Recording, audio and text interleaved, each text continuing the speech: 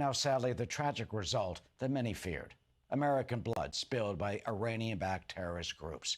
President Biden is saying, quote, "Have no doubt we will hold all those responsible to account at a time and in a manner of choosing." So, what would that be? Former Deputy National Security Advisor under President Trump, KT McFarland, joins us now. KT, do you have confidence that the administration will appropriately retaliate against Iran in the wake of the killing of our forces? Haven't done so far. I can't imagine they are going to do it. Because here's the problem. The people who are on one side are saying, well, we've got to go attack Iran now. Americans are dead. We have to go attack Iran. We're at war with Iran. I can understand that. But on the other hand, the Biden administration, well, they'll do something, but I'm sure they'll go to the UN, they'll scold them, they'll probably pound sand, bomb a couple of places where nobody gets hurt. But it isn't deterring Iran. And the thing I keep going back to is when I was in the Reagan administration in the late 1980s, President Reagan was commander-in-chief, and the Iranian Navy fired on American vessels, laid mines, American ships were struck.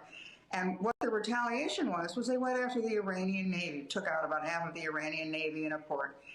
You hadn't heard from Iran after that for years, decades. What Iran did was they learned the lesson. They did not want a direct attack on Iran, so they put all these proxies all over. There's proxies in Lebanon, proxies in Gaza, proxies in Yemen, proxies in Lebanon, and Syria, and Iraq. And those are the people who are now attacking American and allied forces, military and commercial vessels. That's where we should start. To go bomb Iran right now when we should be bombing the airfields that the drones take off of, or the missile launchers that are firing on our ships, that's where you go first. But then also target Iran's economy. We don't want a full-blown war in the Middle East. On the other hand, we can't just continue to do nothing, because Iran is showing that through its proxies is upping the ante every time. What happens now if a week from now an American ship is struck and sunk and 200 Americans are dead?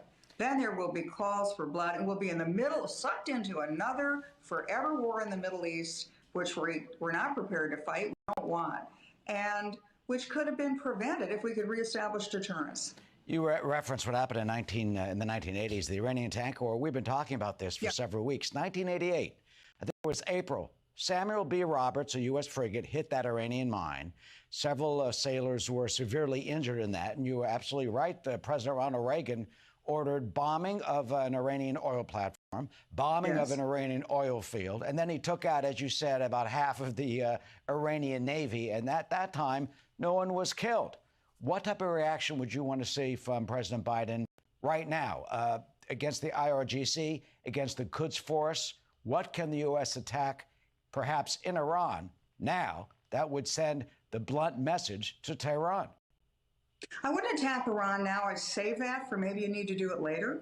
But what you could attack right now is the airfields that the drones are coming out of, whether it's in Syria or in Iraq. You could take out the fields in Yemen, where the Houthis are using to have the missile launchers against U.S. forces. Take those proxy places out, because if you do have to fight Iran down the road, you don't want to have firing coming from all those other places at the United States. So take those out first, and take those out within the next 48 hours. We know the airfields. We know where those missile launchers are. We know where those ammunition dumps are in the proxy countries. Take that stuff out now, and then we'll see what Iran's response is. Maybe they respond, maybe they don't. Well, if they do, if Iran directly does.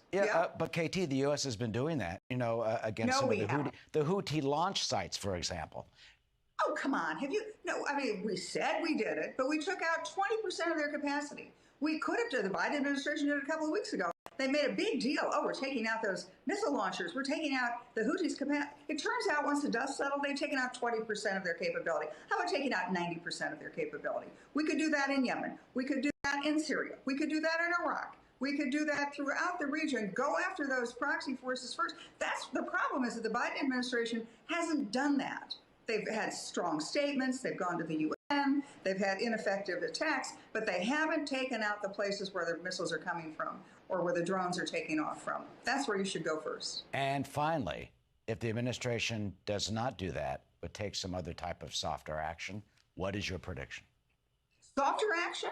If they take softer action and just, strong statements to follow, we're going to have more of these and more of these. The proxies are upping the ante every day. They're becoming more frequent. They're becoming more intense. And at some point, just the defensive thing. We're doing perimeter defense. It's like we're shooting a missile out as it's just about to hit an American vessel. At some point, we're going to miss, and one is going to get through. And then you are going to have mass American casualties, and then we are going to be forced into a war. It's probably a war we'll win, but do we really want another forever war in the Middle East? We did Afghanistan. We did Iraq. How about making sure that we target the Iranian economy, enforce sanctions, push the price of oil down?